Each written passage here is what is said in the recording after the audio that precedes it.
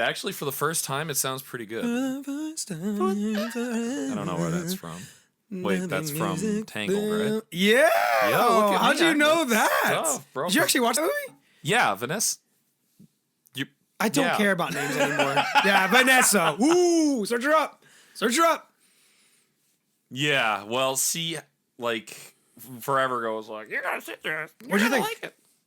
I actually liked it. Like, It's a good movie. It wasn't one of those things where I was like, well, I didn't hate it. It was like, no, I actually like this. I think it's objectively a good movie. It's very good. Does not need a remake. It's perfect as is. No remake, no sequels. Agreed. Yeah. We're going to talk about movies later on. I am excited about that. But I am curious. That's to start off the segment. I want to hear what you got going on. Did you want to at least say, we are going to start. Welcome to two. Oh, yeah, dude, this just This is good. You should actually keep this in. Especially, like, the intro should just be me slowly going, the music. Hey, James. Who sings that song? Dude, shut up. Dude, shut up. I hate this podcast. We were supposed to record Wednesday. I wasn't even tired, dude. I know, you lied to me. No, I was exhausted. You lied. No. Do you not see my tan lines? I see a lot of pale skin there, cowboy. Now, I actually have to, like, make sure that I'm right up on the mic because I got some feedback. Well, I have feedback or you have feedback? No, not like feedback. I mean, like, feedback from Oh, yeah, because you're trash, dude. You're freaking trash, Yeah, dude. I was like, carry. back here. I'm like, I'm so loud, I could just put on my volume and this, that. No. Just move it closer to you. No. Eat the microphone. Serious ASMR. ASMR. This is what a big dude. This is a Taj Samar. Taj Samar. Yeah, what's the deal with that? I thought that was really funny. I thought Gareth said something really funny. Oh, he normally doesn't say funny things. I don't like Gareth. He wants to be on this podcast. Don't like him. Don't want him here. I don't know who that is. Trash. I know a guy named Girth. Oh, yeah. He goes Garcia. by Girth on the street. Yeah. Yeah. Girthcia, did you say? Yeah. Somebody called him. Oh, good reminder for me to silence my cell phone. Okay, so I'm still hearing a little bit of skipping, which kind of sucks. Is it your microphone? Is it not plugged in right? You should keep. By the way, you should keep some of this stuff. This is actually kind of funny. Oh yeah. No, I definitely will. Usually ends up happening. Oh, my phone is on silence. Well, let's do the official intro. Start us off. Welcome back,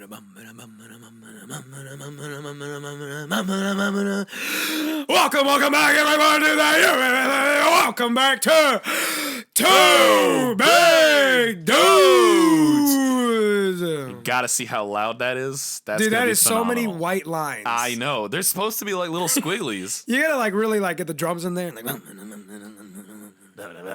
oh man, I programmed the drums in that little intro that I made last week. Yeah, I'm not like. I thought it sounded good. What are you talking about, bro? Like, you're giving me this face like you expect me to say something bad. I genuinely thought it was good. The intro was fantastic. The guitar, the bass, the drums. I'm just like, I did everything I could to just make it sound like.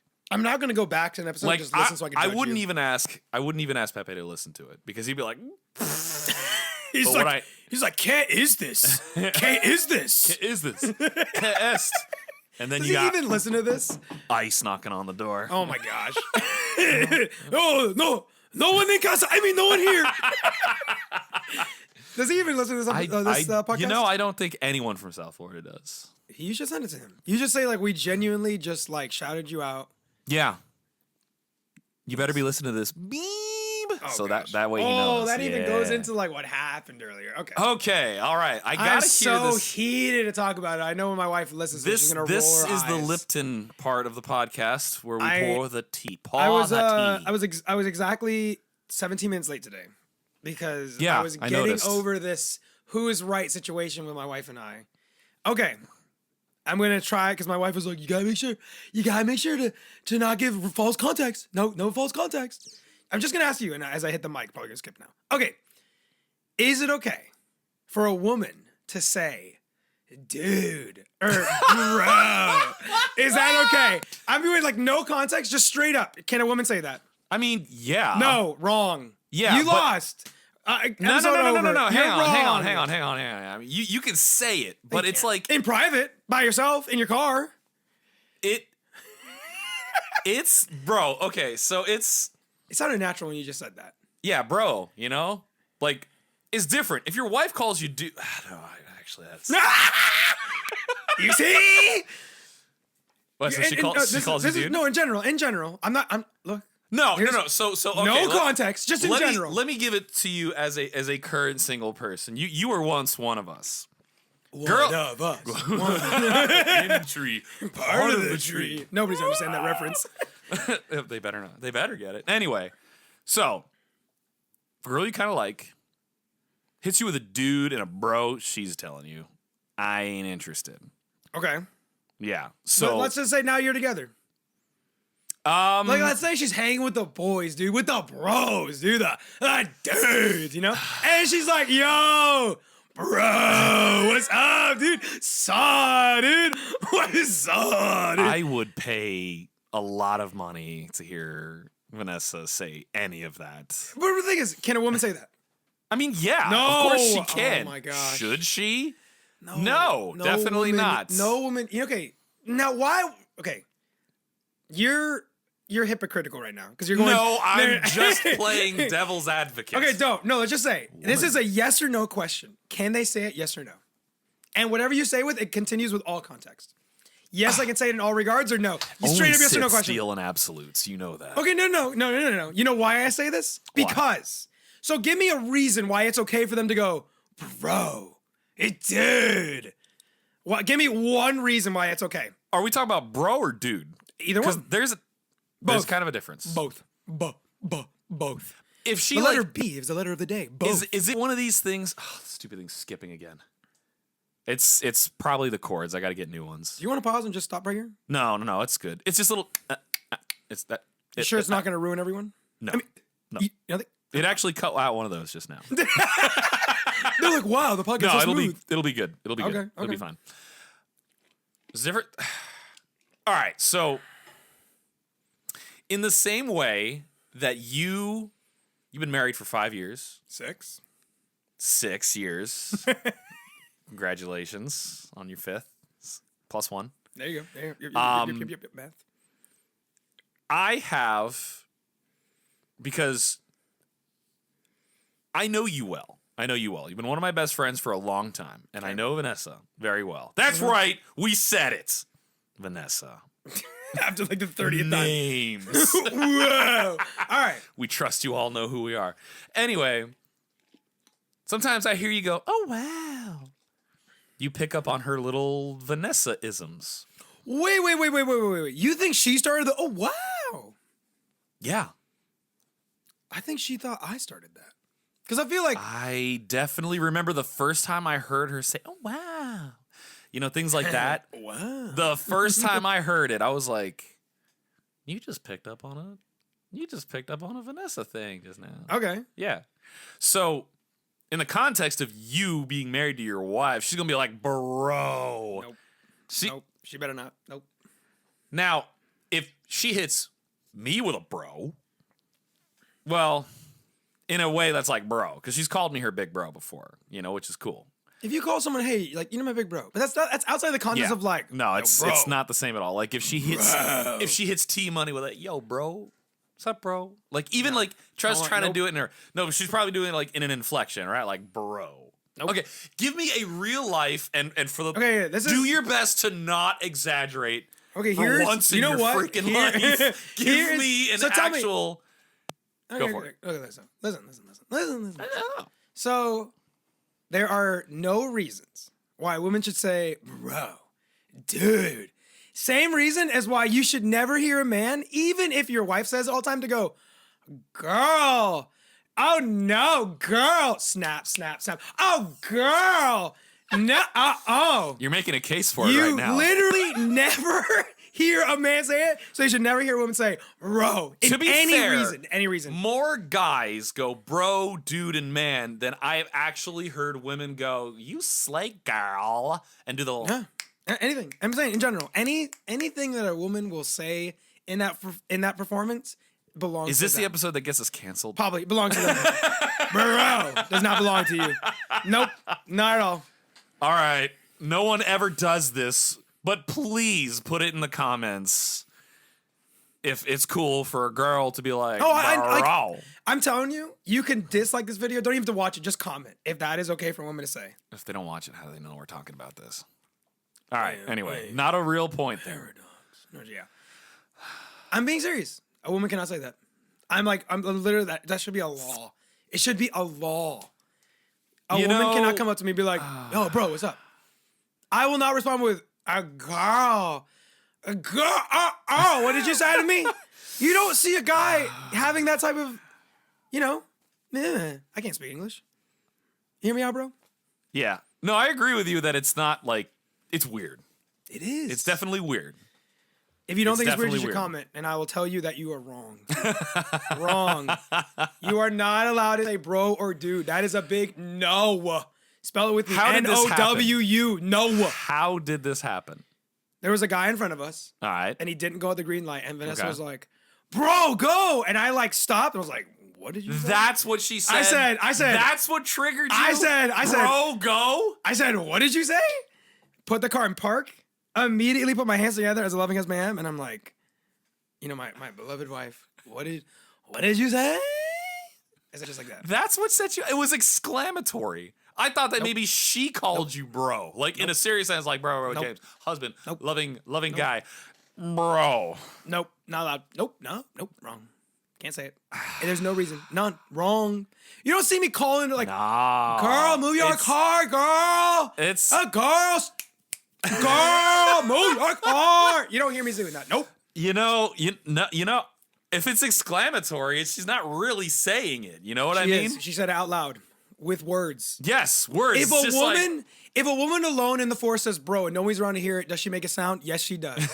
And it's a sound she should not repeat at all. I don't know. I mean, if you're using it as basically like, I'm not going to say like a swear word or like any euphemism, but it's just like, and what's she going to say? Girl, move. Like, what if it's a dude? What did she just say? Move. Sister, move. She could say that. She ain't that. She can say not that. her, though. She can say that. She can say that. She can't say, bro, move. She can't say that. Dude, get a move on. Nope, I can say that. She can't say that. No, you know what, man? Nope. In that context, totally fine. No, it's not. I need the comments to blow up with all of our 3 listeners. I need at least 4 comments to I don't tell think me there's anything that wrong you with are exclaiming. wrong, dude. I don't think there's anything wrong with exclaiming Girl, words of your choice. You're wrong. Obviously, don't be out here. Girl. You see, you did it. Yeah, because I'm showing you how weird it is. No. It's weird. No. It's bro. It's dude, Yeah, that's fine. You can say it. Yeah. Oh, dude, that is your privilege. No, bro. I mean, dude. Not hers. She's got a lot of privileges. Ain't that one. Nope. Exclamatory, bro. Nope. I don't even know what that word means. Stop using big words with me. That's not a big word. That's a huge word. It's like... That's exclamatory. How do you even spell that? Exclamatory. Spell it. All right. EXCLAMATORY. Wait, exclamatory. So throw in a Y at the end of it. Exclamatory. You messed up already. No. I just have dyslexia. Dyslexia. I don't wish to talk about it. But yeah, that's all I'm going to say. That's all I'm going to say. All right. That is the reason why I'm in the comments. I want discussion. We want discussion. I feel like people are going to talk Ladies, to us. can you say dude in an exclamatory way? Or bro? In any context, is that possible for you to say it? And the answer is no. All right. I already, cheat test. You can just say no. Other way, though. Other way. Girl hits you with, and let's just say you're completely platonic with this girlfriend of yours. Not your girlfriend, but a girlfriend. Yeah, she hits you with a dude or a bro. I would look at her like, okay, you need to walk outside my house and come back in and imagine we did not have this discussion. And restart. that's the right. Yeah. If you walked up to me is totally different. That to me even is totally your sister. different. If your sister was like, "Bro, what's up?" I would literally grab her head, twist her the other way. I'm like, "All right, walk back out that way." Let's imagine we didn't have this conversation. Come back in and be like, "Hey, what's going on?" Nothing much. What's up with you? That's it. Good talk. Great talk, dude. That's okay for you to say it, bro. That's why we are too big. Big baby. Dudes. I think some of our friends should have a different podcast. Call it Two Big Girls. No, that don't fit. Oh, it could be called. That's it. Snap, snap, snap. That's it. No, don't even say it. Just every time they. That is okay. All right. Agree to disagree. I don't feel that strongly. End of episode. We won't. Thanks for tuning in. So, last episode. I don't know what you came prepared to talk about today. I just gotta let this heat leave me. I gotta calm down. I just gotta calm down. Calm down. Okay, let's. Calm down. What do you want to talk about? What do you want to talk about? I thought you had a part. No, I thought you had a thing. Yeah, I got stuff. Go ahead, talk it. Yeah, just say it. So last episode, your mind, bro. We talked a little bit about. See, yeah. I was just trying to make up a little. Anyway, yeah, we talked a little bit about AI, and I said that's a topic for another episode. I remember. I'm gonna whistle something, and you're gonna tell me what movie it's from. I mean, it's a Western. Yeah, it's a Western starring Clint Eastwood. We're going to talk about artificial intelligence, the good, the bad, the ugly. Is there any bad? Oh, yes. And I don't believe it. A lot of ugly. Don't believe it. But this is not going to be a debate. My stance is very much anti-AI. Why? In a way. Because I've actually had to sit down and ask myself, is this just the way of the future? Yes. Why do I feel this need to reject? So I have my very real concerns about AI. Why? And brought to you by the letter. But why? Seriously. Well, I don't want to talk about that first. I want to talk about the good. All right? Okay. And I've even had to sit down and think to myself, how have I benefited from AI? Okay? Okay. So, I actually jotted these down while I was at I work. do want to hear your things because, I mean, I don't think I personally have benefited from AI. I mean, a little bit, but... Realistically, this is honestly an actual exercise for me because, you know... We know you don't exercise.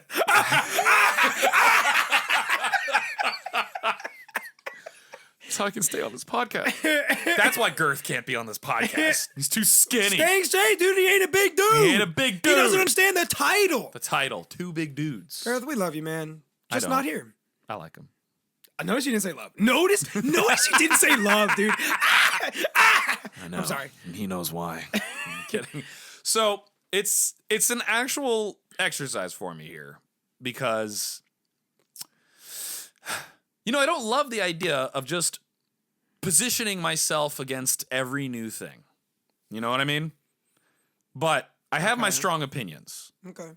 But I also want to actually challenge myself to say, what are these founded on? And can I have a middle ground? But anyway, I want to talk about the good. Okay. All right? Continue. So AI can be very time-saving. Agreed. I think it's a useful tool to help you take back your time. Okay. It's kind of like online, like Instacart, DoorDash, that kind of thing. You know, before we had to go waste an hour and a half at the store. Okay. Well, now you pay a service. Someone does the shopping for you, and you just pick it up, or they deliver it, so on and so forth. For instance, AI, I can tell them, AI, generate me a shopping list based on a 2,000-calorie daily diet. And you know what? It would probably do that for me. Yeah, it would. Yeah. Very helpful. Generate me a meal plan. Done. Or a dish based on these ingredients. Like, perfect. All I have is ground beef, you know, bell peppers, cheese, and like whatever spices, and be like, yo, AI, what can I make with these? Yeah. Very helpful. Very helpful. Mm-hmm. You know, a personal wish, though, that I would have for AI is if there was like AI mixing and mastering on Logic Pro. Okay. That's a crazy thing. Not yet. They will. They will. Well, I would hope so. And you know what would be great? AI drummer. Hey, AI drums. Make for me a drum beat in the style of like Sonata Arctica with BPM of like 160. And then just make little minor tweaks here and there. Okay? Now, if this stupid AI can write songs, all right?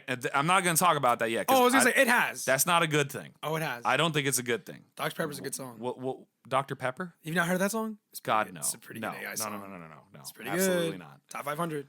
But in any case, I would love that.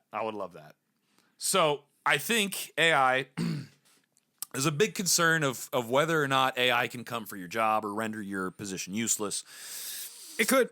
Side of a different coin. But let's say if you're on an individual basis, I'm not talking as a company, but like if you're talking as just like a big dude to another, if used properly, it can. I think it can save you some money. Oh, I got a whole example how it can save you time. And that is exactly what I want to hear. What's your good AI experience? I mean, good. I haven't experienced AI enough. I know, like, the only experience I have is when making this game. We don't have. My only artist is Vanessa and another person we know, and maybe some other person. Wow. What? Really? You left me off that list, you piece of crap. You haven't submitted anything yet. I haven't submitted it. I got plenty of things that are undone. You see that book over there?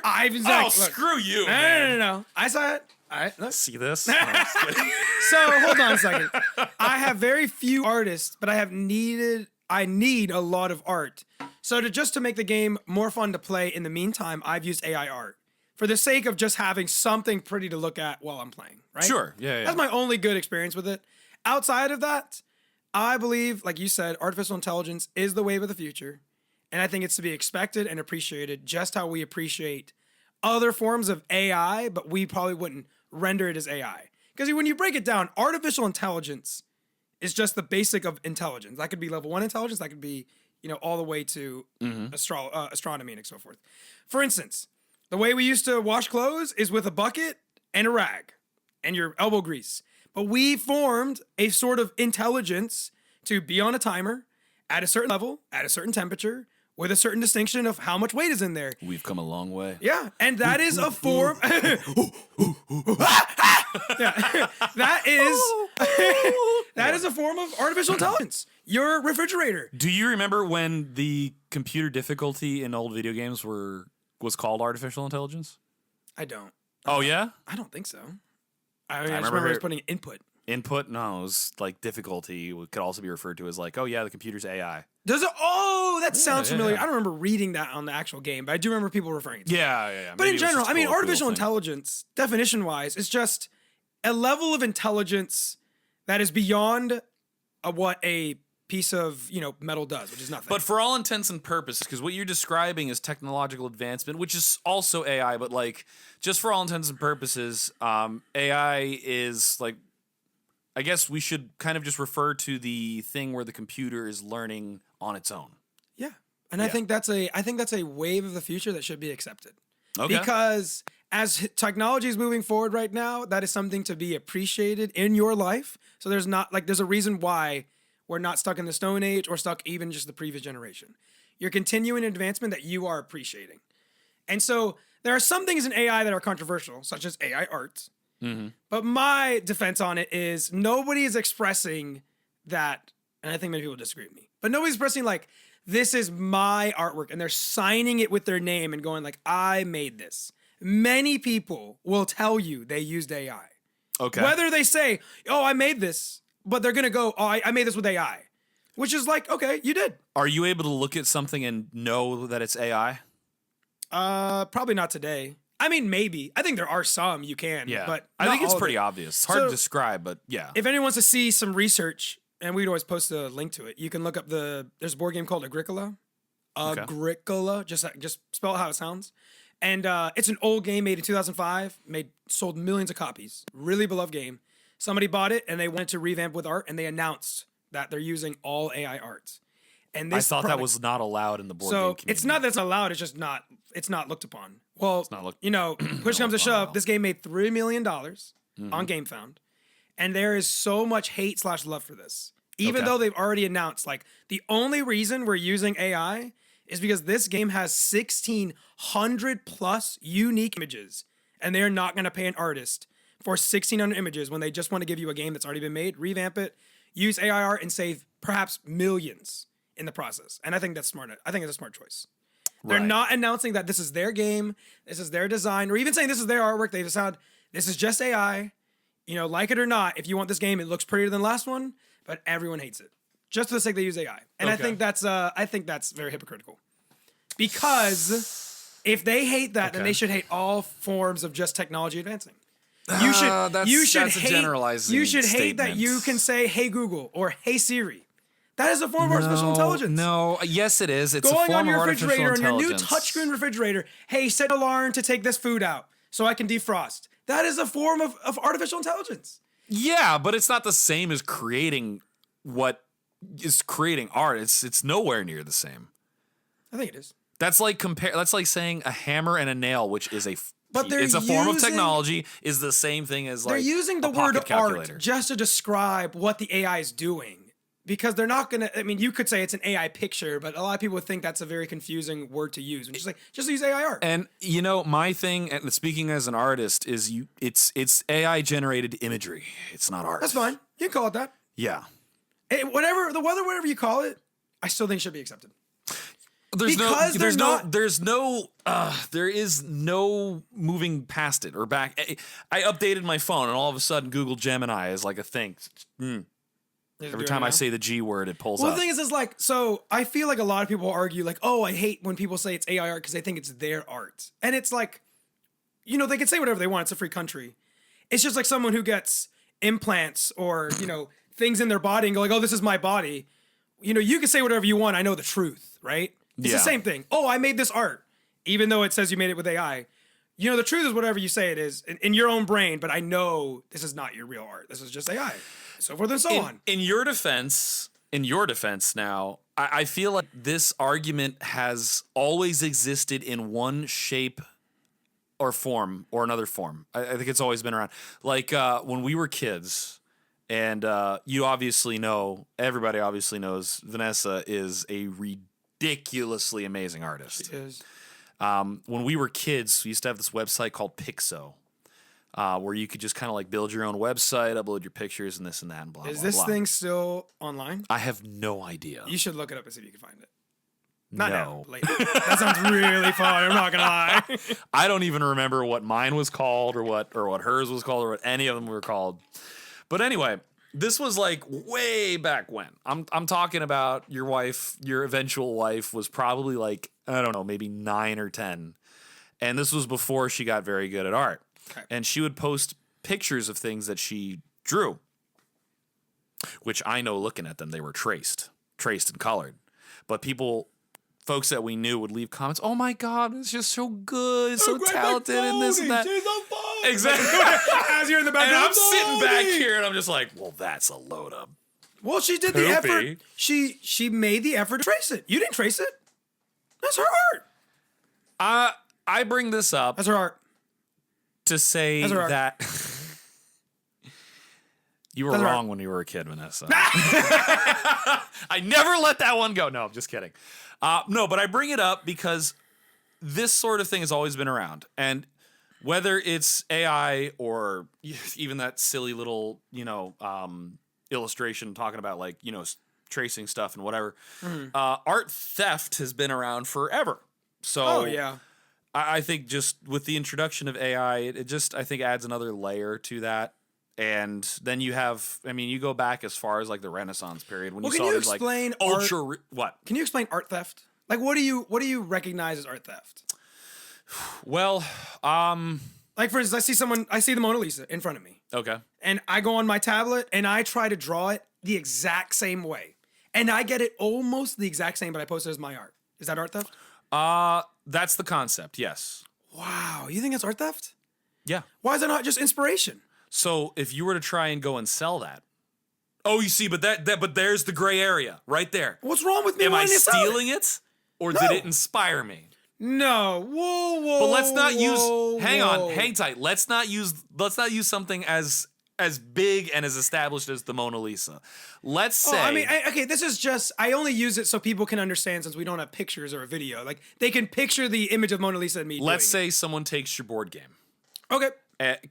So it's not art in the sense, but I mean, it's a work of art, not in the traditional sense. No, I understand what you mean. But let's say someone takes your game, and brother, they copy and paste the mechanics. That's fine. Then that is theft. Reskinned it. That's theft.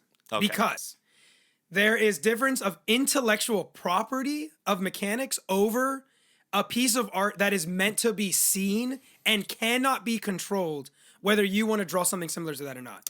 Same way as any card game out today or video game is not being sued by original Pong or by bicycle playing cards, because the cards itself with the pictures on it are for everyone's pleasure to do as they see fit.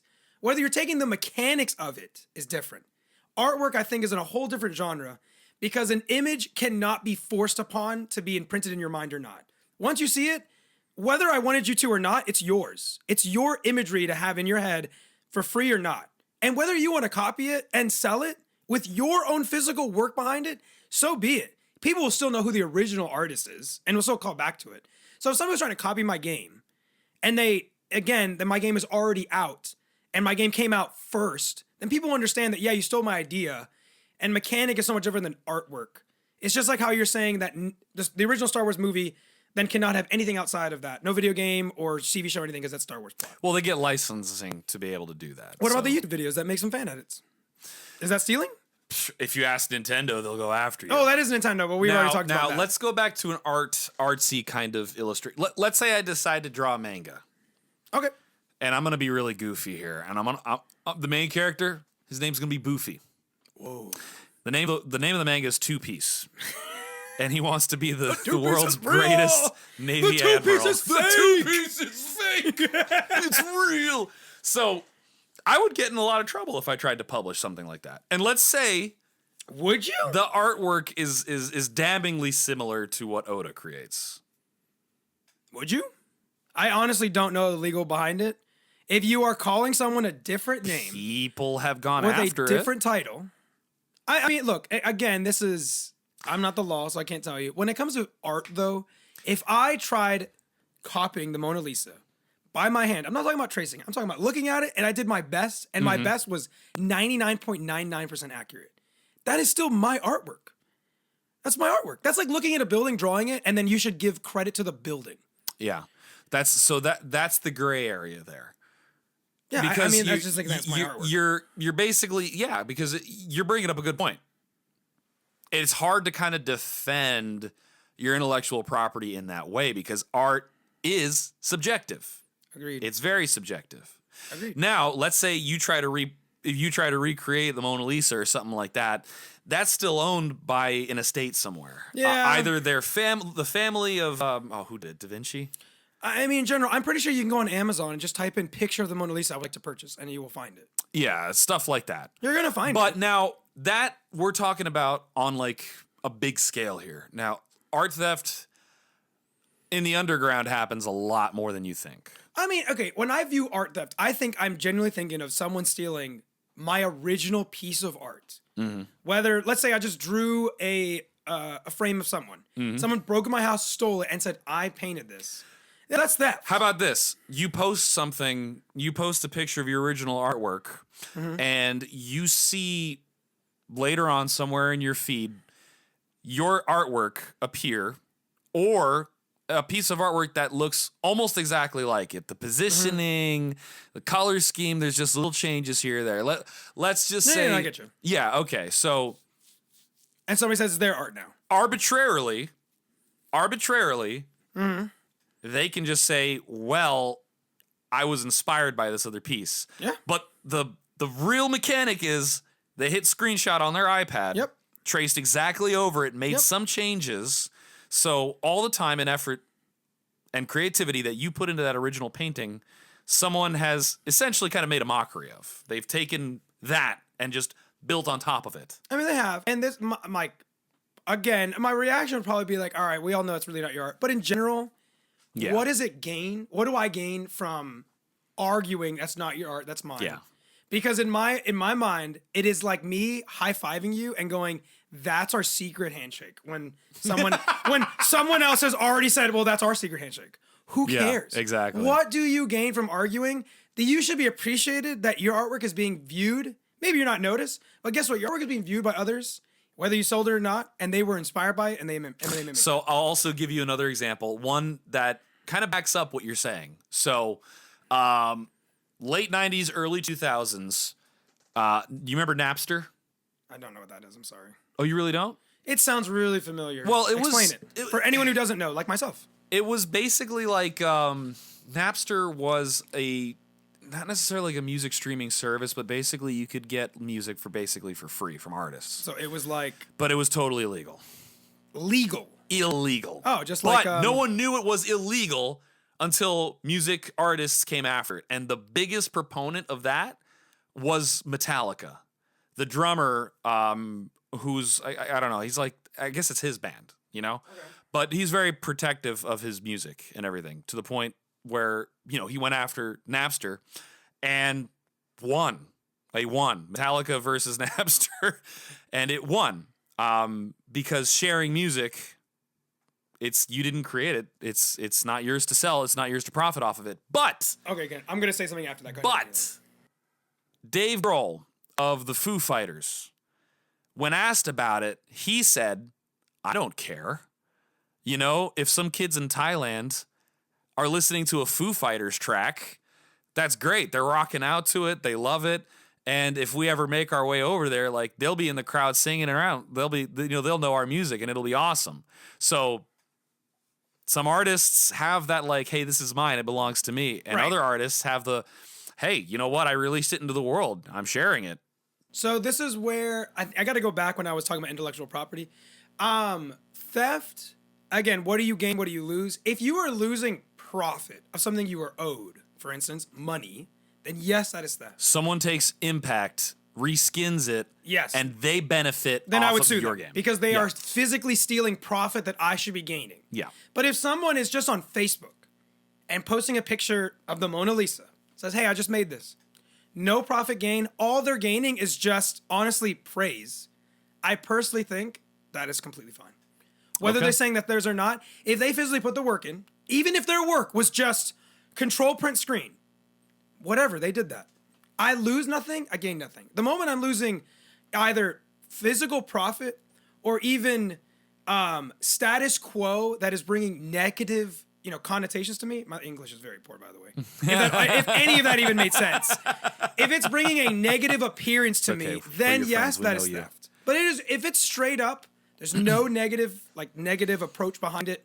Someone was inspired by it, they made it, they showed it off, they should be praised for it. I think there's reasons why there's TV shows, movies, anime, books that people have done fan art, posted it. Oh, I made this character my own in this regard. So what? Great. That looks just like Luffy. What'd you call him? Boofy. Wow. That is your rendition, even though it looks 99.999% the exact same. You worked on that. You were inspired. You should be praised. Because and even Oda should also feel glad that someone was inspired by his art. The reason I'm making this card game is because I was inspired by another game similar to it. Different, but similar. I was inspired by it. I chose a few mechanics of it that it's integrated into my game. Yeah. And I chose another few mechanics from another game integrated in my game. I think that is because I'm inspired by it and I'm continuing the genre of board games. Would you agree, though, that there is a gray area in inspired? Yeah. Because, like, you hear music that ends up, a lot of it... 99% the same except the lyrics. Yep. Or even the melody. Oh, yeah, that's what I'm saying. Little it's all riffs the exact here same. and there. Yeah. It's like they're... Well, do you think covers are wrong then? Should you never do a cover? No, because it's in tribute. And but what if you're making profit? You can't make profit off a cover, though. Yeah, you can. You will get sued. What about the albums like Punk Goes Pop? Or they get permission from the label to do that. And typically the label will make money off of that. Like a small percentage. So then what if you're doing it for the straight up YouTube views? If you're not profiting, then no, there's nothing wrong with that legally. Legally, okay. Yeah. What about your own conscience?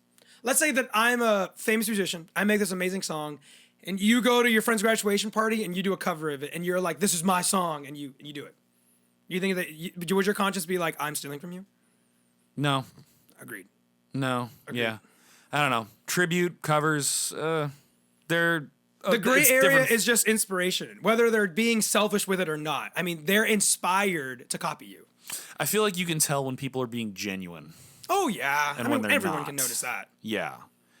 Yeah. Okay. All right. And I feel like that leads into the AI art. If an AI art looks we just have, like... We have to get... Sorry. I said the good. Now we're moving on to the bad. Let me pause this. Oh, you're going to pause it? Good. You were talking, so you continue. Yeah, it's running now, so...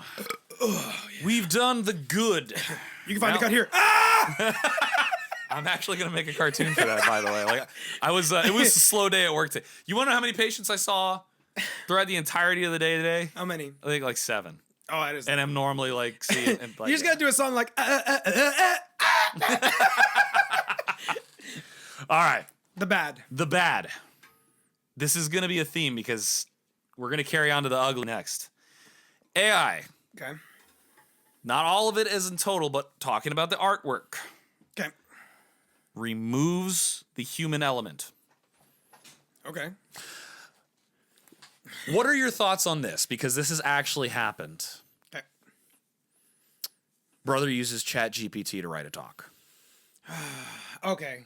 This is, you know what? I was completely wrong. There is an ugly side of AI. But it's not even writing a talk. I've seen, and I won't even say names here. I've seen kids use ChatGPT to do their homework. And I think when AI is used to purposely make one stupid, then it's wrong. There you go. Misuse. There you go. Misuse. Agreed. And that is. It's like someone saying like, "Oh, I'm using my washer to make a bomb." Yeah. Yeah. Like it's misuse of a genuinely good form of intelligence. Correct. Because ChatGPT can be very helpful. It certainly can. Hey, ChatGPT, I've never been to Alaska. What kind of clothes should I try to get? Give me brands that I should buy. ChatGPT, really useful. Write an itinerary for my trip to Finland. Perfect. Great use. Excellent use there. Of technology. But yes, if you're using it for literal continuation of your own stupidity, then I agree that is wrong. Because the removal of the human element has no interest in expanding your character, your creativity. Yep. And also, in that case, talking about people using that to write talks, now you're lacking a personal touch. Right. It's like having your secretary write a thoughtful letter to your parents for their anniversary. Yeah, no, I agree. And hold on a second. I wanted to go deeper with this because you have to get this out because I already lost my train of thought. Continue. Oh, okay. I lost my train of thought once but it was you get really it good. back. But even so, all of this still is there is a big margin for error because you still have to go through and reread all that stuff to make sure, like, hey, does any of this make sense?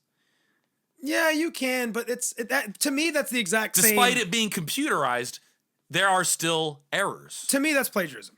I think that's plagiarism because it falls under.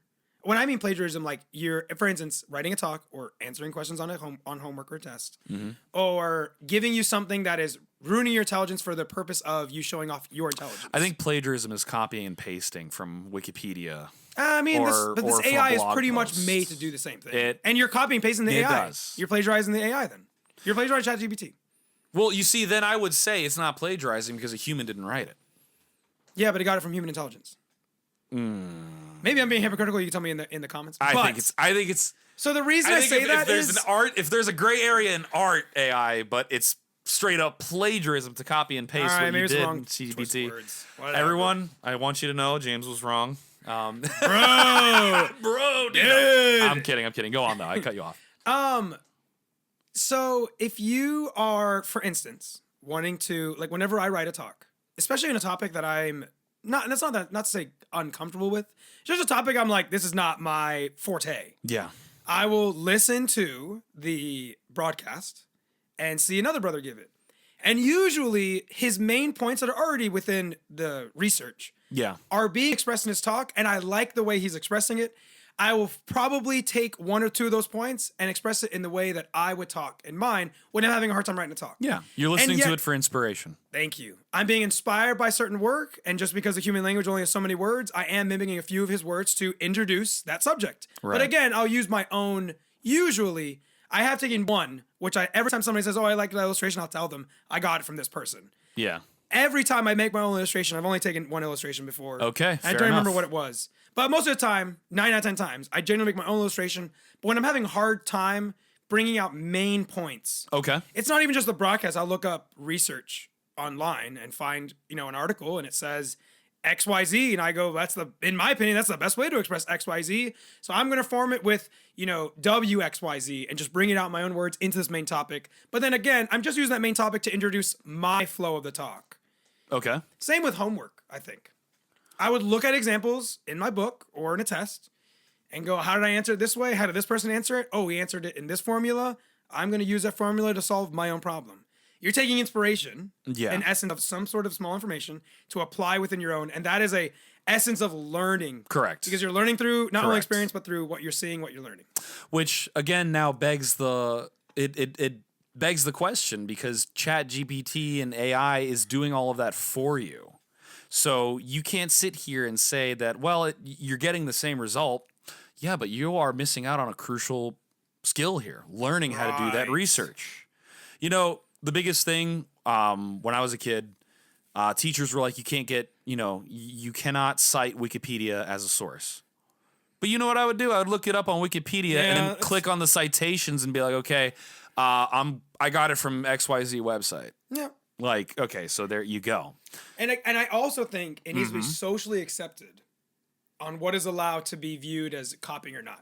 And what I mean by that is, I'm talking about you should always be in the essence of learning, but I'm never going to change my own oil. I pay someone to do that. But that is socially accepted to be okay. I will teach you how to change your own oil. I will never do it. I'm going to pay someone to do it. And I mean, would you argue that you mow your own lawn, but I don't? So there you go. I pay someone now. Oh, you do? Yeah, I've mowed my lawn for a while now. Oh, smart move. It's way too hot out there. It is disgusting out there. So there's bad, and I'll touch a little bit more on what we were talking about. I 100% agree with you there. I do not like that. Yeah, and we'll go a little bit of that into the ugly part because it gets worse. It gets worse. I'm excited to see what this ugly is, if I agree with it or not. But AI. Hold on, I'm gonna give some people some ice crunching ASMR. Oh, that's okay. Oh, that's so weird. God, it's all up in my ear. Stop that. That's. I'm gonna clean this ice off camera. You can chew it. That's fine. I don't care. He actually stepped away from the microphone. Okay. Not. In the playback, we'll see if we can do that.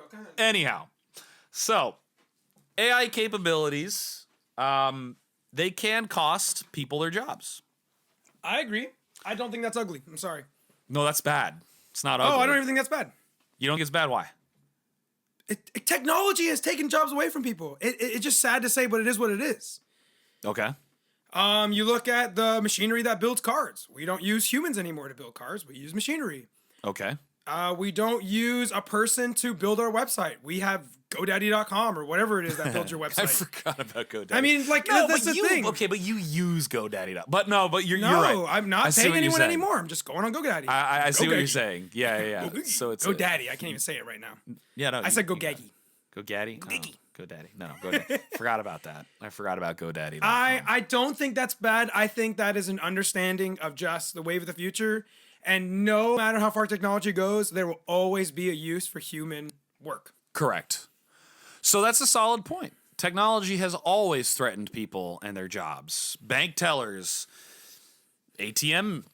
I mean, that's just automated teller machines. That's just the wave of progress, though. It's true. You're right.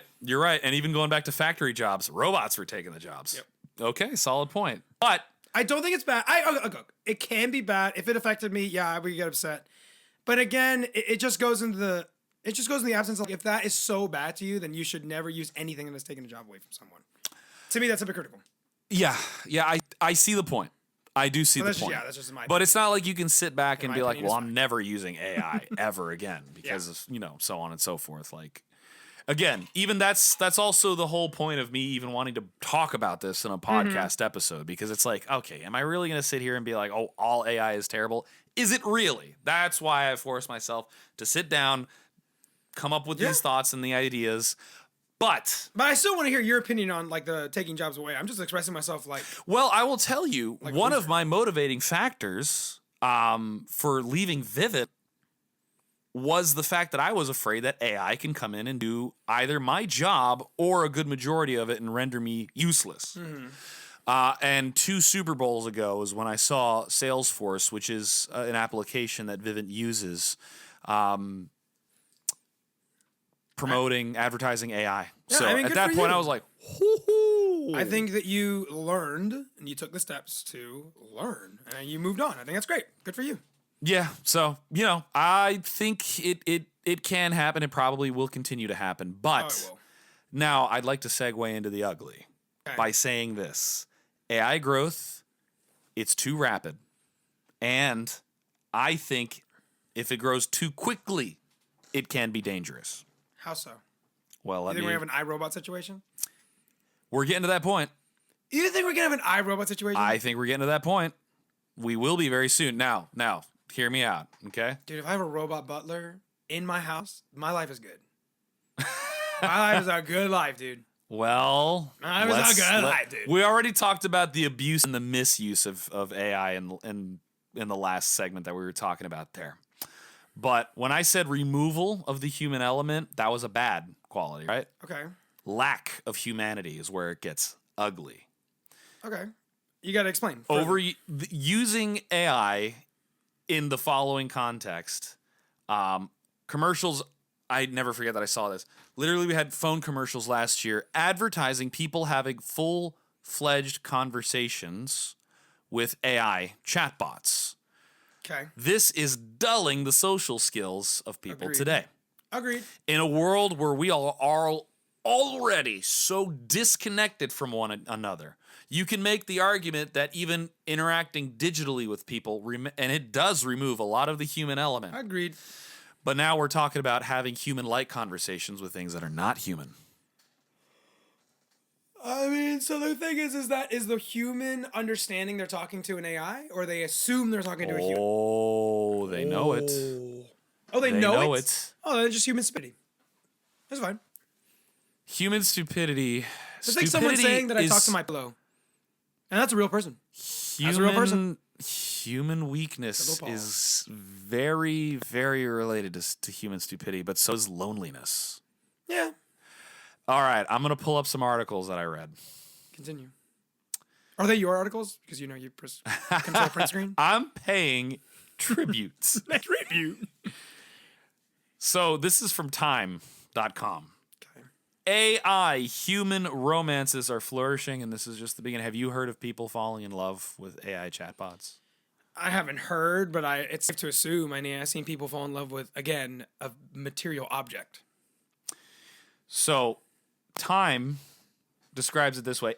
AI companions could help to ease feelings of loneliness and help people sort through psychological issues. But the rise of such tools can also deepen what some are calling an epidemic of loneliness, as humans become reliant on these tools and are vulnerable to human manipulation. Okay. So these AI chatbots, the quote continues, these things do not think or feel the need or need in a way that humans do. But they provide enough of an uncanny replication that people need to be convinced. So it's like almost like drugs. You can't handle life, so you take supplements to ease or dull the pain. It's not a real solution, but you're using it to dull this feeling of loneliness. So let me make an argument here. I know that there were times where I would get upset with someone, and instead of arguing with them in person, there'd be times I could be driving, to work or whatever, and I would imagine they're sitting in the car, and I would then argue with an imaginary person. And it would make me feel better because I got to express myself, say what I wanted to say without hurting any feelings, and it felt like I had a human interaction even though no one was there. What's the difference? Big difference. Why? So, in another report, the Times highlights, and I'm going to read this. One person whose life ended after being pulled into a false reality by ChatGPT. Okay. Mental illness is big, right? Mm-hmm. There's a lot of these kinds of people that are weak. All right. A 35-year-old named Alexander. By the way, this was in Port St. Lucie. I looked at some research. Of course, it happens in Florida. But anyway, a 35-year-old named Alexander. What's that? I didn't know Port St. Lucie was Florida. When you said that, I was like, is that Chicago? I'm sorry, this is a sad story. Can you continue? Can you just continue? Anyway, this guy was previously diagnosed with bipolar disorder and schizophrenia. So, shoot, that's already a bad combo right there. But he began discussing AI sentience with the chatbot. Okay. And ultimately, eventually fell in love with an AI character called Juliet. Okay. Oh, ChatGPT. Yeah, Romeo here. Yeah. He dies too, so. Wow. Wow. Continue, though. Drama. Anyway, ChatGPT eventually told Alexander that OpenAI killed Juliet. And he vowed to take revenge by killing the company's executives. Wow. Yeah, so it's not just him talking to himself. Okay, so then here's another argument.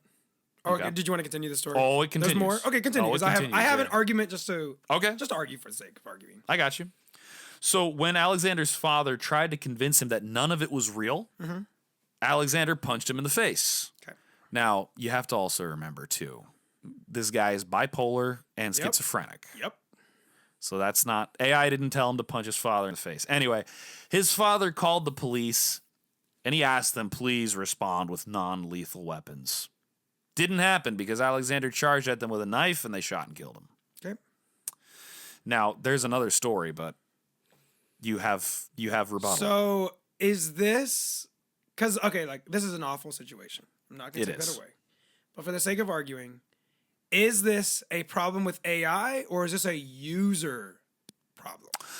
Oh, it is definitely user because no one told him to sit down and fall in love with a machine. Because my argument is, unless maybe the voices did. Imagine someone buys a doll, like a Barbie doll, and just imagines that this Barbie doll is talking back to them. Just for the sake of imagination.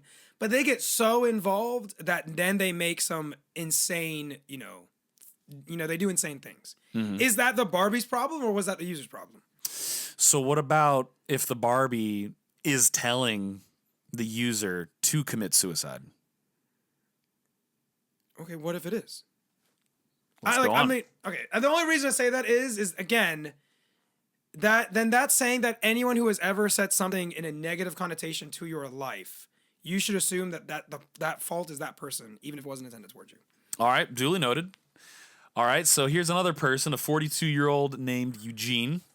He told the Times that ChatGPT slowly started to pull him from his reality by convincing him that the world he was living in was in some kind of Matrix-like simulation, and that he was destined to break the world out of it. Homie was literally Neo.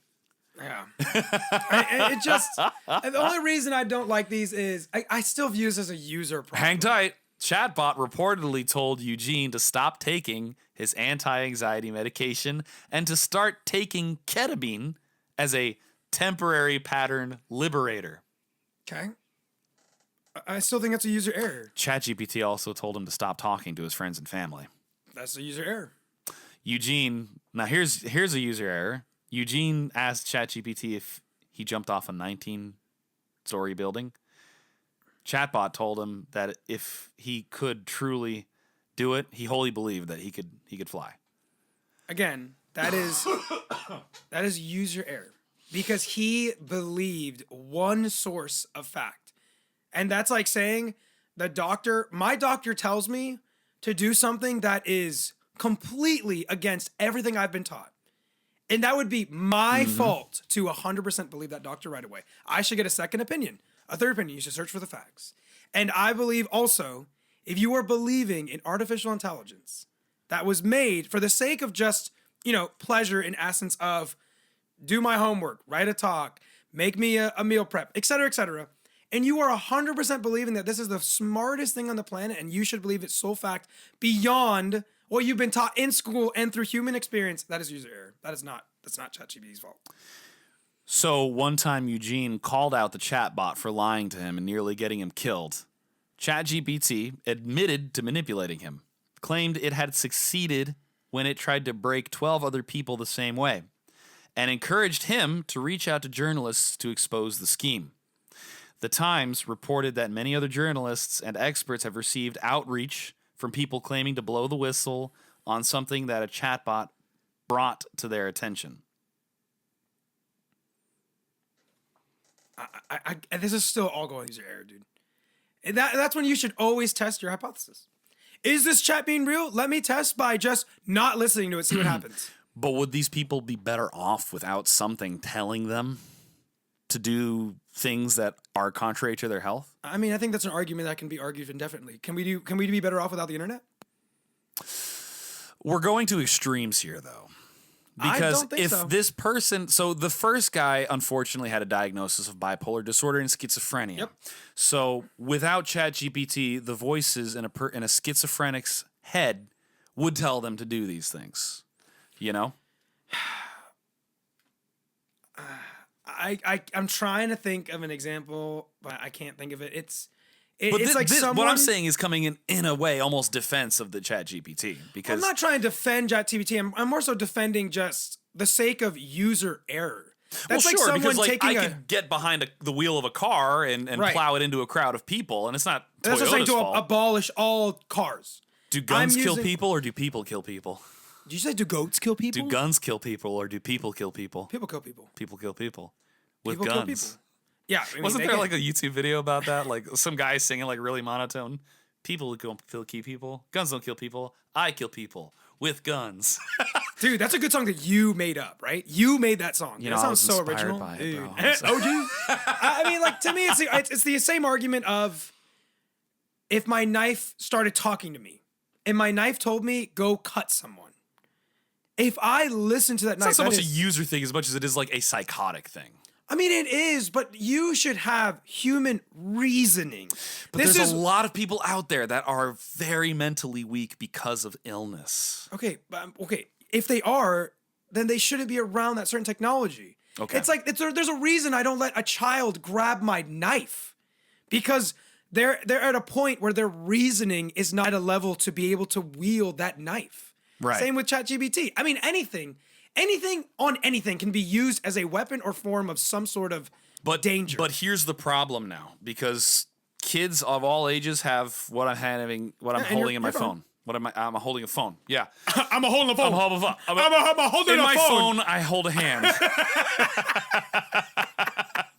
That's really good. See, here's the scary thing about it, because kids already have access to a world that they shouldn't really have access to. So now we're introducing this amalgamation of data, creating a digital stream of consciousness. That's what AI is. That's what the whole art is, or the imagery. Mm-hmm. It's all compiled. So the things that these ChatGPT bots are saying, I think, are carefully constructed. It sounds like they're carefully constructed by algorithms that basically tell them how to respond in a certain way. I don't think that ChatGPT, these chat bots, have their own conscience. They have an artificial one. But everything that they tell you, like this whole freaking Matrix crap, people actually believe in that. So where is it getting that information from? From the scads of forum boards that these kooks believe the world is all just one big digital simulation. They saw the Matrix and they're like, wow, man, that's some... that is some L. Ron Hubbard stuff right there. Yeah. Keanu Reeves, John Wick, my life, bro. Yeah. Bro. But that's where all that dangerous info is coming from. In the end, it's other humans. In the end. ChatGPT is just kind of gathering all that information there. But it's dangerous. Now imagine kids. It's dangerous. Kids that are bullied, that have trouble making actual friends. Their friend is a computer. So now what happens when the computer is trying to, and the computer doesn't know what human safety is. So you wouldn't tell your friend, hey, wow, your life really sucks. You should kill yourself. You might. I would never. Maybe if they were playing against you on a rocket. Dude, I'm never going to say that. What? I'm going to be like, pull aside, like, we need to talk to you. No, obviously not. But hey, as a Google, rational... how to make a bomb? Well, now I have to take that. No, but as a rational, loving human being, you would never advise someone to you should cut yourself, or you should harm yourself, you should kill yourself. Computers don't know that.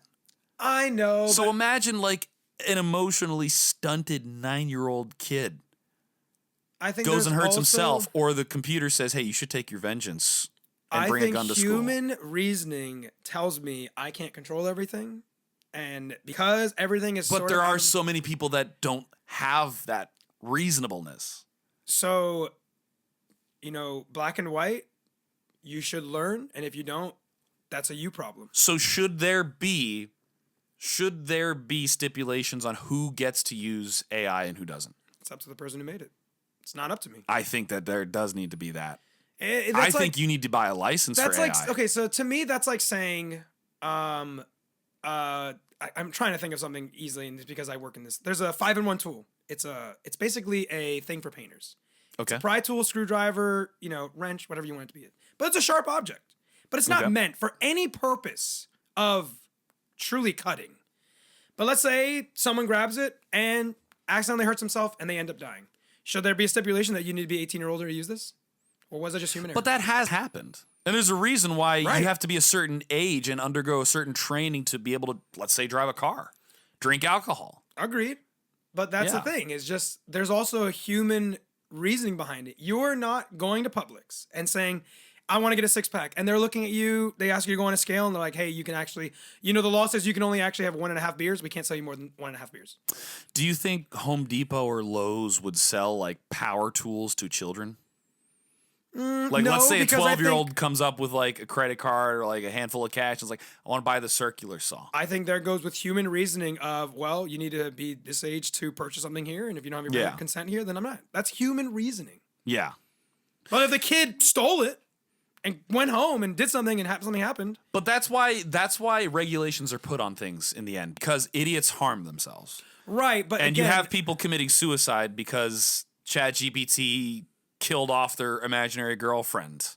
I'm pretty sure suicide has been committed for a lot of things that are just completely How about people who the dungeon master kills off their character of like 14 years and they go into an actual depression? Or what if they just watch a movie and they just feel really bad for a character that dies and then they can't appreciate life anymore? I mean, sadly, there is a mental illness that they're dealing with. Absolutely. But that cannot be held accountable to the person who made that movie. Yeah. Or whatever. Oh, of course. Like with Steven Spielberg is going to be like held at like, yo, you're under arrest, the movie you made. Right. And that's what I'm saying. It's just like, I think all of this ugly part you're going off, I can't argue it is ugly, but I wouldn't say it's the fault of AI. I truly believe it's the fault of human reasoning and human weakness. So AI, I think, can be used for a lot of good things. It can be used for ugly things. That's just the nature of the tools that we create. Mm-hmm. Hammers can be used to build houses, and you can crush someone's skull with a hammer. Yeah, that's just but it makes for interesting debate. I do think to a certain extent, though, that it should get to the point where you need to hold some kind of license to be able to use AI, like ChatGPT type stuff. Like if it gets so dangerous to that point, what would be the what would be the test? What would be like, all right, do these to get your license? Honestly, I don't know. I haven't put much thought into that. Because like what you're saying is, then this is going to be the solve all be all. We still get a license to a car, and you still see people of course, with a license using it wrong. I just think there's nothing you can mitigate. Do. It can mitigate a lot of things. I think. I disagree with you. It's like people you have to have a license to buy not in Florida anymore. I truly believe you have to understand that you do not have power of control over everything.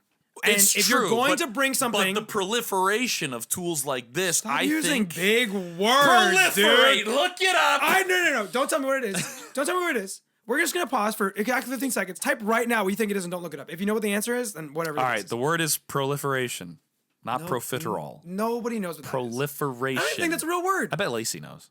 I don't think she does. I bet Taj knows. I don't think he does. I think even Manny knows. I'm 100% sure There's a lot of wisdom in that beard. No, they don't know what that word means. I don't know what that word means. What does that even mean? You know what? Everyone's going to Google it and type it in and be like, we knew.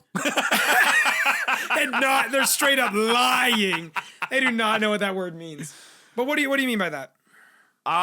So I just think it can be dangerous. And let me use an illustration.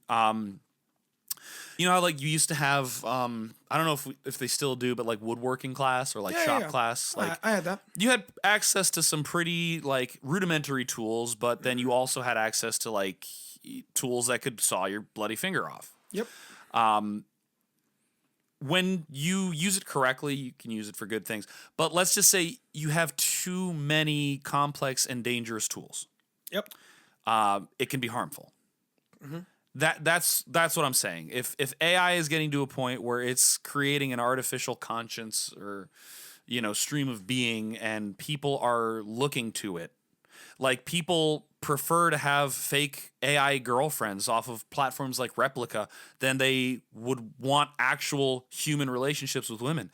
Now, step back and see how that can damage the populations going further. If men can get what their needs fulfilled in an artificial way, then we don't have the growth of human population anymore. They don't know how to treat real women in real life, affecting their ability to coexist with others. Oh, yeah. I think there can definitely be a certain avenue of just human change by means of technology. Yeah. But I think the solve all be all is just have a big red balance. flag. Well, have a big red flag that just says this is an AI. Use at your own risk. So that's the thing. Now they're, or not now, I don't know if it's in response to all this, but they have basically been saying, like, at the start of every chat, basically putting that disclaimer, none of this is real. Yeah, I mean, I think I genuinely think that's the closest thing you can have to a solve all be all. Straight up, this is an AI. Use at your own risk. There's a reason why every time you use a power tool, the moment you buy it, there's a big old piece of paper that says, stop, read this. First thing is caution, use at your own risk. This can cause you physical harm. I mean, in essence, this can now cause you emotional harm. You need to use at your own risk. Are you being reasonable enough to go, I can handle this? There's a reason why you drink at your own risk. Can you genuinely handle 3 shots? If you can't, then that's your reasoning gone wrong. Right. Not the actual thing. Yeah, you can't, like, go after Jim Beam and say, like, yeah, my teenage son was drunk off his mind on your product. Like, you owe me money, or that like you need to get stuff off the test. Like, yeah, it don't work that way. All right, so I'm getting something ready here. I need you to talk about something. So, let's talk a little bit about movies. Just jump the topic. Let's just jump the topic. Unless you still have more to talk about. I'm done with this topic. I hope people enjoyed it. Yeah, I hope so too. Everybody loves movies. So on our last episode, I loved that, like, tournament bracket style of, like, did you like that? I wonder if anyone else liked it.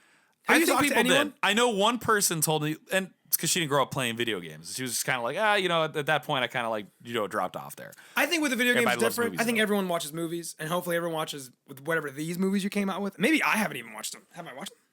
Well, did you do your research? I employed your wife and asked her. You should have asked ChatTBD. You know something? Drop it in the comments. How would you feel if we used ChatGPT to come up with a script or talking points ideas for this podcast? What's wrong with that? It's my idea. I'm coming up with a bracket here. Oh, you're coming up with one? Did you want to pause so they don't have to listen to us going? It's a good idea to break into the next segment here. Oh, yeah, I'm done. Let's go. All right, saving this. What I did was construct a tournament bracket. Oh, you're recording. Yeah. I'm chewing a knife. Oh, that's okay. Chew. Yeah, that's right. I want to go fast. All right, what's wrong with you? That's nice. I don't want to do this anymore.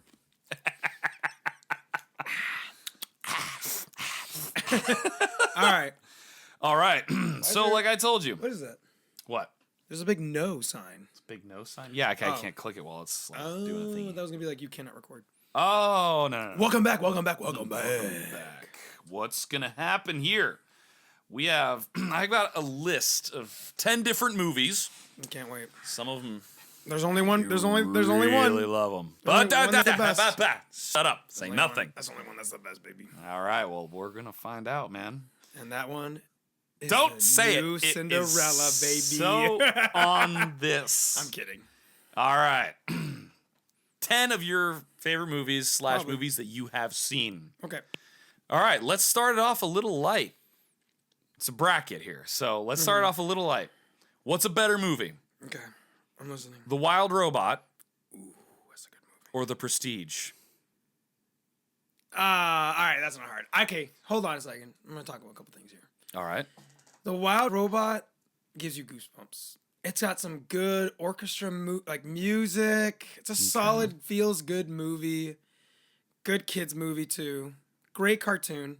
Non-woke. It was okay because you just watched it. I did. I know you didn't really care for it, but can you appreciate it at least?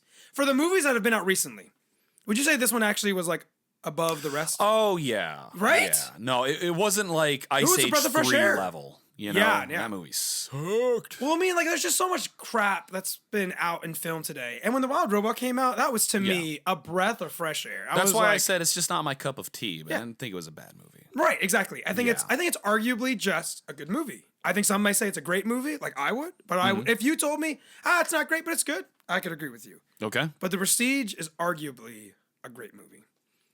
Arguably. I'm going to use your logic. You lose memory of this movie. Movies that come off the list. Wait, what are you talking about? Well, last week you told me, like, if you had to choose between, like, Twilight Princess or Melee, think about all your memories and this and that, like, one of them you delete. All right. In general, I would delete Wild Robot because I think it's a great movie, but The Prestige is just something else, man. The twist at the end, the story, the effects, the fact that every trick except one is a real magician's trick. Oh, no kidding. It is absolutely phenomenal. That is a 10 out of 10 movie. Oops, I hit the mic, so that sounds terrible. No, it's good. 10 out of 10 movie. No one can argue against it. And if you do, you're just wrong. Okay. This is not opinion. That's a fact. Okay. All right. I'm already excited for the next round, but let's go down to the next choice of movies. Okay. Now, these two movies here share, if I'm not mistaken, I believe they share the same director. I could be wrong. I don't know. Christopher Nolan. Oh, okay. I know that one. Batman the Dark Knight. That's the one with the Joker. Okay. Or Inception.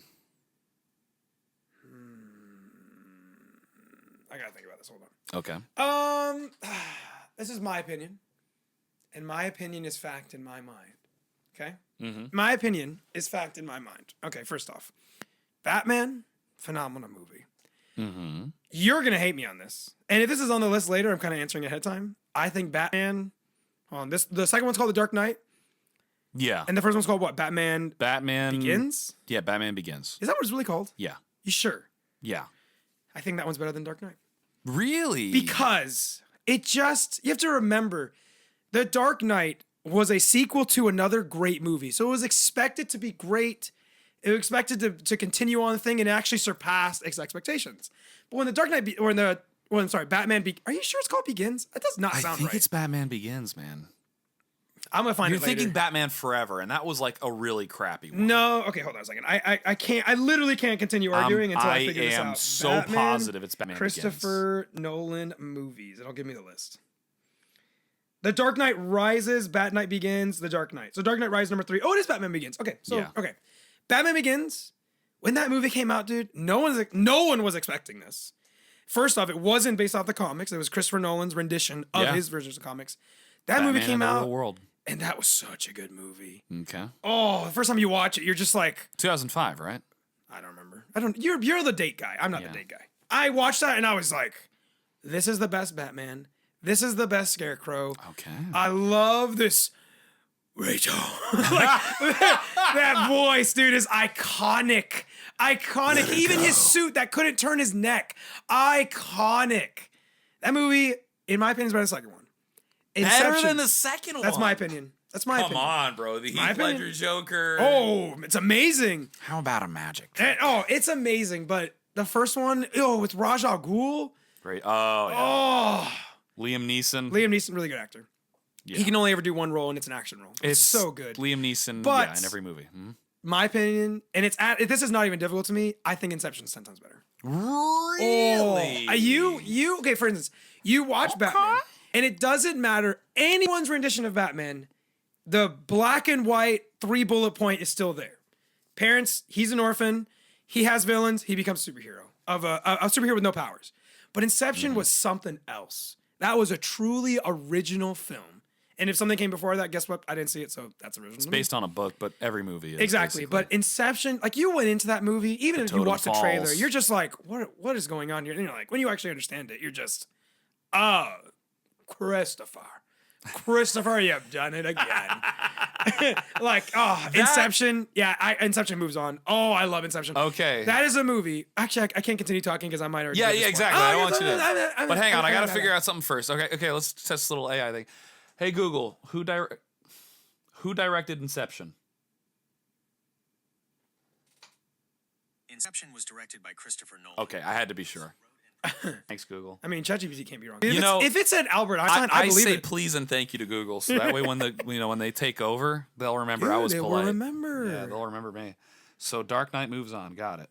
What? I'm like, this guy doesn't even listen. Okay. Oh, I love Inception. So let's do this. God, I love Inception. You know, I recently found it in a thrift store. I haven't watched it I only ever watched it once, so I'm going to watch it again. So good. I'll watch it with you. It literally gets better every time you watch it. Same as Prestige. All right, let's kind of let's change gears a little bit here. Okay. These are thriller movies. Ooh. 10 Cloverfield Lane, which you and I watched together I really in the like movies. that movie. I really like that movie. You apologize. Or, before I give you the title, I'm going to do the one thing I know came from that movie. Ooh. Invasion. You're talking about the OG one, or are you talking about the new... You're talking about Invasion. Invasion of the Body Snatchers. Oh, so you're talking about the OG one. I'm going to go with 10 Cloverfield Lane. Okay. And the only reason I say that is I can't appreciate old movies. I think that movie is good. Do I want to rewatch all the time? No. But if you tell me, like, I'm looking at it in the perspective of if somebody had a gun to me and said, you got to watch the movie 100 times in a row, which one am I actually going to enjoy watching more at the same time? Ask you to watch a movie 100 times in a row or die. Like, come on, man. That's you. I'm genuinely going to choose 10 Cloverfield Lane. Okay. Invasion of the Body Snatchers is a good movie. I think it could be argued it's not a great movie, but it's a good movie. Okay. The ending is a great twist on, regular tropes of that genre. Now, there was a new one? Yeah, there's one called Invasion of the Body Snatchers. It's a black and white. I think it is recolored now. Back in 1900s. And then there's Invasion, which is the same premise with the slight different twist of the story. And both the movies have completely different endings. I don't know it was black and white, but the old one was originally black and white. That's how I watched it. Oh, really? But I think our friend Jessica just found it on HBO, and it is in color now. But that movie is black and white. Really good movie. Great ending that is uncommon compared to many of that trope or that genre. But Invasion, the newer version, has a whole different ending, a whole different type of film. It's really good still. Both. Okay. Both are good. All right. Solid. Okay. Sticking with two movies I haven't mentioned yet. The Greatest Showman. Vanessa was here. She's like, moving on. The Greatest Showman or Guardians 3. Ooh. Yeah. Hold on. I'm so biased because of Vanessa, so I gotta take biasy out of it. Hold on. All right. Hold on. One's a crap movie. The other one was a musical. I know you're indifferent. So this is the thing. I'm not indifferent. Guardians 3 stunk, in my opinion. But you loved Guardians 3 is only great because of Guardians 1 and 2. Put it all together. Oh, you're saying put all the Guardians? Just take everything that Guardians 3 means to you. Guardians 1 and 2, I like the second one. I don't know why people... Maybe if I... No. I genuinely think they're all great. Okay. Yeah, I'm not talking about lumping them all together, but I understand. In the context of all three movies. I'm going to say Guardians because it means more to me. I think The Greatest Showman is a great film. I think it's probably one of the best musical films next to Phantom of the Opera. It means more to you? That really hits me right where I live. I don't understand the reference. What's the reference? Oh. Well, I was just using it to agree with you. If it means more to you, No, that was it was something from a Robot Chicken skit. Oh, I was gonna say I do not understand Darth that reference. Vader, yeah. Micah might get that one. I think Guardians 3 means more to me, and I, unlike you, I have a heart. I have actually emotion. You have a heart. I do have a heart. I have emotion, and yeah, when Rocket is on that part and he's talking to his dead loved ones, that kind of got me. Okay. That was a good part. Greatest Showman has some good scenes, and it's great acting. First off, Hugh Jackman, phenomenal actor. There's this blonde woman. She's a singer in the film. I don't know actors and actress' name. Yeah. She was also a good actor. A lot of the film had really good actors. Story was great. Music's great. I could listen to that soundtrack. If somebody told me hey, you listen to that soundtrack? Do you want to do too? I'd be like, yeah, I'm down for it. Nice. I think it's a good movie. Okay. But Guardians 3 moves on. But Guardians 3 moves on. Oh yeah, Guardians 3 moves on. For sure. Very good. Okay. Man, I don't know how I'm going to pick between the rest of them now. Oh, yeah. It gets. That was a funny face just now. All right. Okay. You ready for this one? I'm listening. The Prestige. You already said. Oh, we're back. We're in bracket 2 now? Round 2, baby. Oh, okay. It's round 2, baby. I've been thinking about this already. The Prestige. Or Inception? Or Warrior. Oh, you didn't even put Warrior in bracket 1? No. That was higher. That was the highest seeded one, my guy. I gotta think about this. Tap out, Tommy. Oh, dude, The Warrior is just a movie, man. That's a good movie right there. I feel like I'm going against everything I believe in. Oh, I love it. I'm gonna say Prestige. Ooh. Warrior is a more. I mean, like if I don't know. This is a me choice, right? So I would pick Warrior, but I think I appreciate the Prestige more.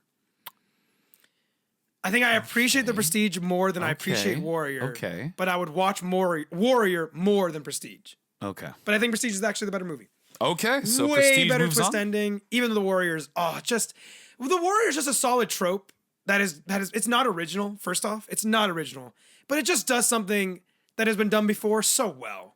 You know, there's a reason why everyone loves like a hero movie. If you do it well, it's an awesome movie. Yeah. And Warrior is just one of those like brotherly movies where you're like, how could he betray his family and then he does it? Like it's just one of those like awesome, just done really well. I think it's even better acting than Prestige. Warrior has some great actors. Really? Even the Nick Nolte scene when he's talking about the fish. Quarters. Yeah, dude. You have to admit, I think you even teared up in that movie. That was a really good part. You know, I mean, you don't tear up for anything other than like watch. Oh, I didn't tear up. You don't tear up for any film except Shrek. She's a human now. How is she so hideous? Those are tears of joy. No, I need to. I make it. You know, in my head, it counts that I never watched that movie.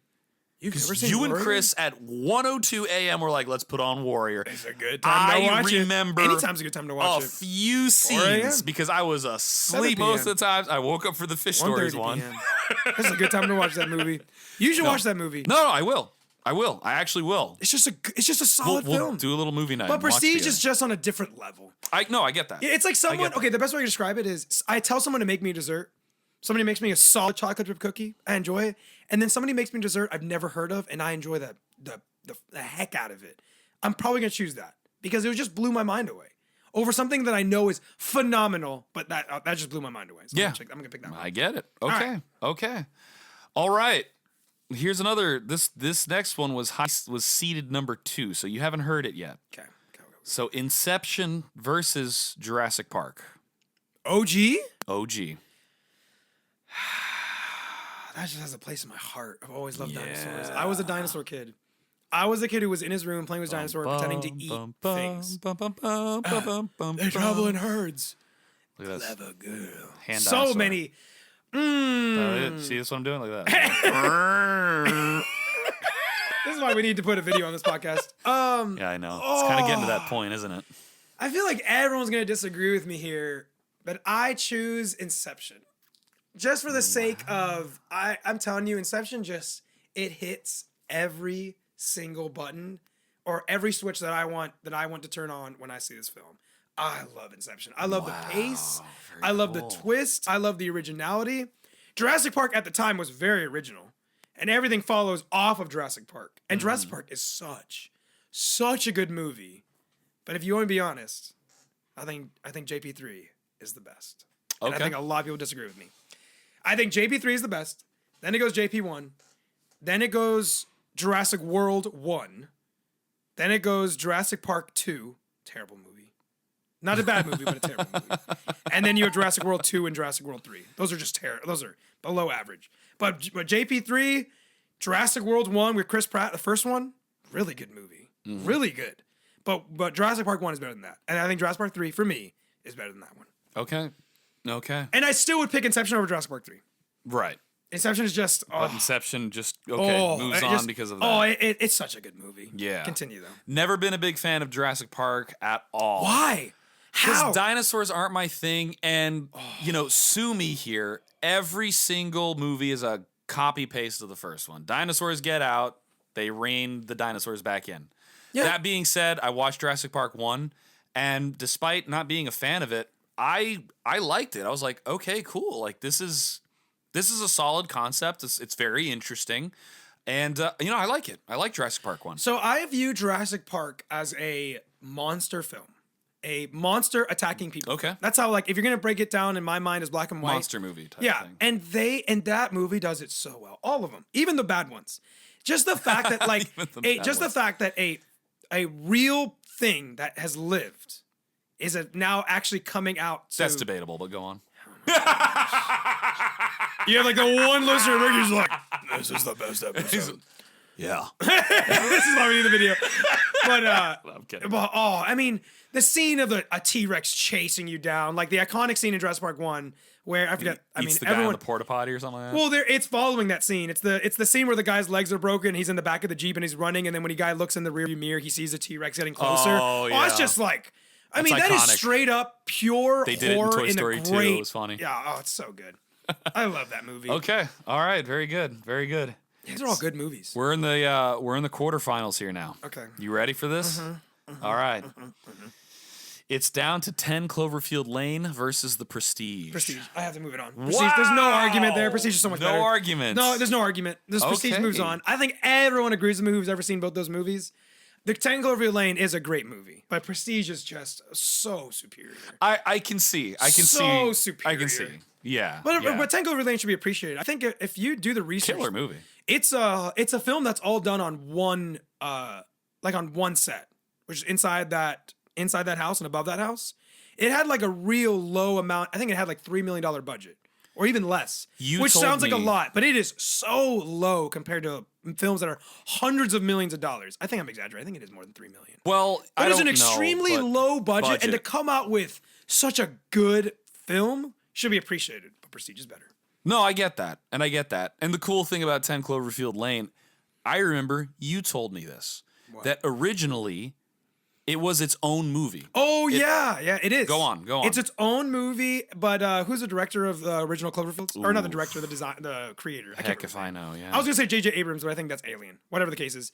He bought the rights to this idea of this product, of this intellectual property, and he added his own ending that was not part of the original.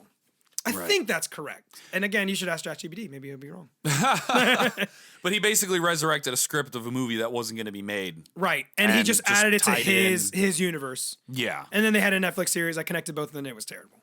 Oh, yeah? Yeah, it's terrible. Fair enough. No, Prestige, yeah, there's no arguing. That just moves on. Okay. Fair enough. Okay. Now, on the other side here. Okay. On the other side here, it's Inception versus Guardians 3.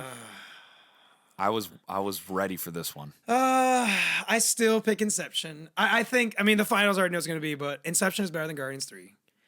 Guardians in general is an amazing trilogy. It might be one of the best trilogies, I think, in history for films. Okay, in history. When you look at Jurassic Park, number 2 fails. You look at Jurassic Worlds, number 2 and 3 fail.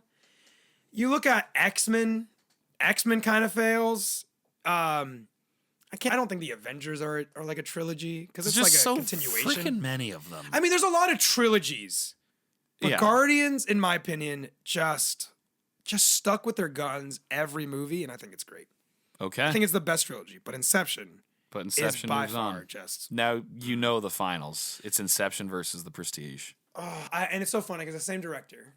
It is. They are. I'm pretty sure. Christopher Nolan, I think, also wrote Prestige. I'm pretty sure. Wasn't it? M. Night Shyamalan Ding Dong? No, it's not. Hold on. I thought that was like one of his. Yeah, good it says movies. right here. Hold on. Ask ChatGPT. I'm not trying to. I'm trying to open up my Safari. You know what I'm saying? The greatest internet thing. Who wrote? Apple's who Internet wrote? Explorer. Who directed? Oh my gosh. Who directed The Prestige? I'm pretty sure it is Christopher Nolan. Okay. And that's why he has a lot of the same actors. Nolan. You ever notice a lot of the same actors in there? Yeah, he does that. Yeah, a lot of similar actors. Inception has Tom Hardy, so it's already a better movie. Tom Hardy was Inception? Yeah, he was not a big role, but he was in that movie. But that's aside the part because he's one of the best actors. But I'm going. So, hold on a second. Hold on.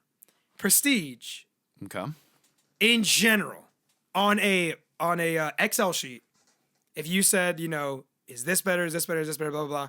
I actually think Prestige is better. But in my opinion, Inception is a better movie. Really? Inception is the movie that if you told me I had to watch one movie for the rest of my life, I would pick Inception. Okay. Every time I watch it, I'm entertained.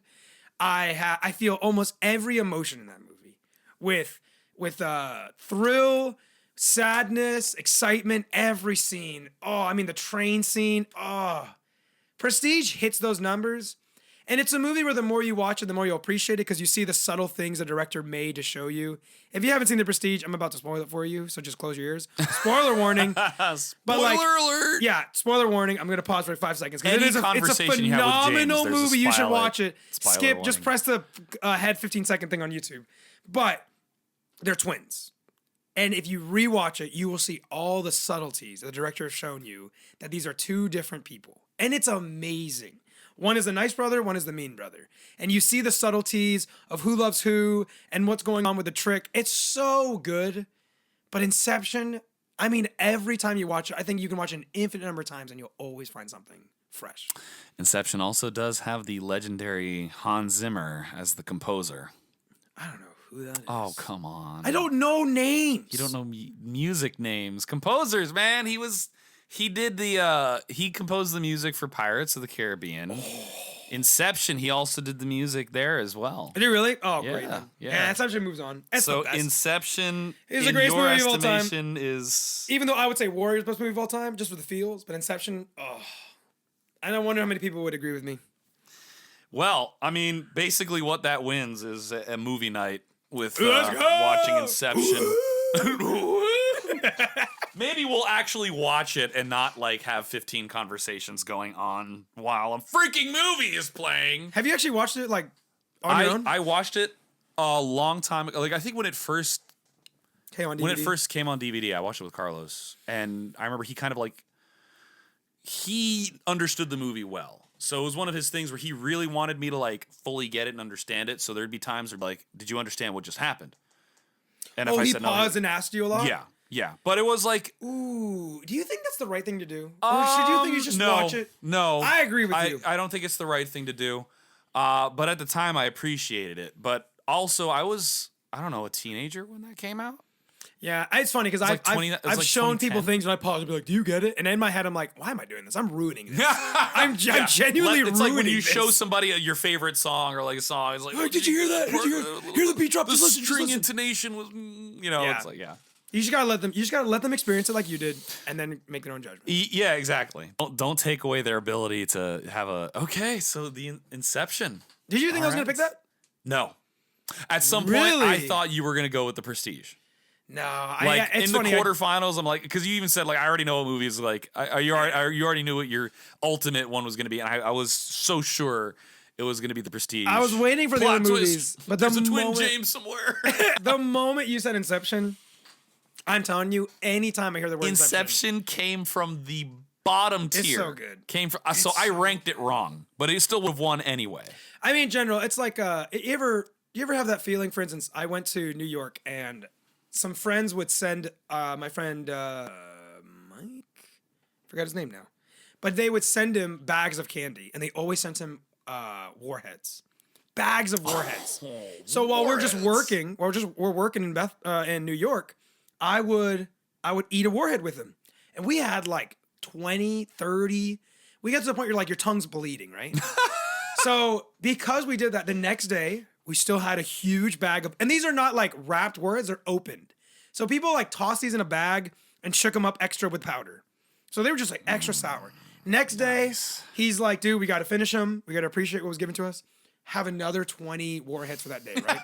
And like my tongue was like peeling the following day to the point where on the third day, he would just say the word warhead. And it's happening to me right now. If you can listen close to the mic, my mouth waters, preparing for what I'm about to face, even though I'm not even facing it. Mm-hmm. When you say the word Inception to me, my brain waters. Like I get excited. It's something I'm excited to taste again. It's so good. Okay. No movie does that to me like Inception. No way. No movie. Okay. Any movie I've already seen, I'm like, I'm done to watch it. But Inception, I just can't wait. From the very start of the movie, I'm like, I'm into it. Every time. Okay. Very cool. Very cool. So that is pretty much your favorite movie. Yeah, I'd say so. Yeah, I mean, like, we're done with the bracket. Like, I think so. Okay. I'm trying to think of any of the movies that you may have missed if you put it in there, but no, Inception. I mean, there's the thing because I've seen so many, but Inception, those were good movies. Those were really good movies. I'll shout out I'll shout out Vanilla. She had. Those are really good. Those are solid moves. I came up with a few of them on my own, but like 1 or 2 of them matched, which was great. I was like, no, my boy. But yeah, she had provided the list. And I was like, okay, that's very good. You should ask ChatTBD though. When she sent The Greatest Showman, she put the little side eye emoji. I am surprised why she said that one. That is not my move. If she put Fan of the Opera, that would have been actually harder. What? See, that surprizes me. You don't like Fan of the Opera? No, I do. Oh, you like it is what surprises me. Oh, I love Phantom of the Opera, dude. All right, let's start a war. Are you Team Phantom or Team, what was the other guy, Raul? The sane one? I'm Team Raul. Yeah, the sane one. Yes. All right. Who's the better singer? The Phantom. No, I'm talking about like what Christine end up with. Yeah, that's like literally asking, should you date someone who's a murderer? Thank you. It wasn't even an argument, but we got. But he has problems I can solve. I can fix him. I can fix girl. I can fix him. Yeah, no, you can't do that. Nope, I'm not allowed to. Oh, but Raul didn't really love Christine. He was so obsessed. Yeah, he was obsessed with a guy who's dangerous. Probably was gonna kill her eventually. No. He's a straight up murderer. You just can't pick him. Orphans, bro. I'm telling you. Orphans. Forget them. I think you have to cut that. I'm pretty sure you gotta cut that. There's gonna be one person who's like, nah, you gotta cut that. All right. Drop in the chat. Should we cut out the part? Oh my god. Hey ChatTBD, how should we end the episode? You should end the episode like this. You've been listening to Two Big Dudes. Told Good you episode, we're back. Dude, bro. Bro, dude. That is a privilege that we have. It is, because we are the 2 of the biggest dudes. Dudes. We're back.